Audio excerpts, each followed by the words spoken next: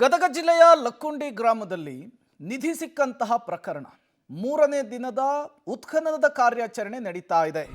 ಈ ಸಂದರ್ಭದಲ್ಲಿ ಸರ್ಪವೊಂದು ಪ್ರತ್ಯಕ್ಷವಾಗಿದೆ ಅನ್ನೋದು ಗೊತ್ತಾಗ್ತಾ ಇದೆ. ಹೌದು, ಉತ್ಖನನದ ಜಾಗದಲ್ಲಿ ಬೃಹತ್ ಸರ್ಪ ಪ್ರತ್ಯಕ್ಷ. ಲಕ್ಕುಂಡಿ ಗ್ರಾಮಸ್ಥರಲ್ಲಿ ಸಹಜವಾಗಿ ಆತಂಕ ಹೆಚ್ಚಾಗ್ತಾ ಇದೆ. ಉತ್ಖನನದ ವೇಳೆ ಕಾರ್ಮಿಕರ ಕಣ್ಣಿಗೆ ಕಾಳಿಂಗ ಸರ್ಪ ಕಾಣಿಸಿಕೊಂಡಿದೆ. ಸರ್ಪವನ್ನ ಕಂಡು ಅರ್ಧ ಗಂಟೆ ಕೆಲಸವನ್ನು ಸ್ಥಗಿತಗೊಳಿಸಲಾಗಿದೆ. ಗದಗ ಜಿಲ್ಲೆಯ ಲಕ್ಕುಂಡಿಯಲ್ಲಿ ಮನೆ ಪಾಯವನ್ನು ತೋಡ್ತಾ ಇದ್ದಂತಹ ಸಂದರ್ಭದಲ್ಲಿ ಅರ್ಧ ಕೆಜಿ ಚಿನ್ನ ಸಿಕ್ಕಿತ್ತು. ನಾವೆಲ್ಲರೂ ಕೂಡ ಹಿರಿಯರು ಹೇಳೋದನ್ನು ಕೇಳ್ತಾ ಇರ್ತೀವಿ. ಎಲ್ಲಾದರೂ ನಿಧಿ ಇತ್ತು ಅಂದರೆ ಅಲ್ಲಿ ಸರ್ಪ ಕಾವಲಿಗಿರುತ್ತೆ, ಸಿಕ್ಕಂತಹ ನಿಧಿಯನ್ನು ತೆಗೆದುಕೊಳ್ಬಾರ್ದು.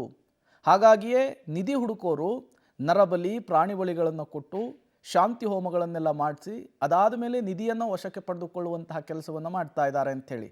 ಈಗ ಭೂಮಿ ಅಗೆಯುವಂತಹ ಸಂದರ್ಭದಲ್ಲಿಯೇ ದೊಡ್ಡದಾದ ಸರ್ಪ ಕಾಣಿಸ್ಕೊಂಡಿರೋದ್ರಿಂದ ಅಲ್ಲೂ ಕೂಡ ನಿಧಿ ಇದೆಯಾ ಅನ್ನುವಂತಹ ಪ್ರಶ್ನೆ, ಕುತೂಹಲ ಸಹಜವಾಗಿಯೇ ಮುನ್ನೆಲೆಗೆ ಬರ್ತಾ ಇದೆ. ಯಾವಾಗ ಸರ್ಪ ಕಾಣಿಸ್ಕೊಳ್ತೋ ತತ್ಕ್ಷಣಕ್ಕೆ ಕೆಲಸಗಾರರು ಕೆಲಸವನ್ನು ನಿಲ್ಲಿಸಿದ್ರು, ಭೂಮಿ ಅಗೆಯುವಂತಹ ಕೆಲಸ ಸ್ಥಗಿತವಾಗಿತ್ತು ಅನ್ನೋದು ಗೊತ್ತಾಗ್ತಾ ಇದೆ.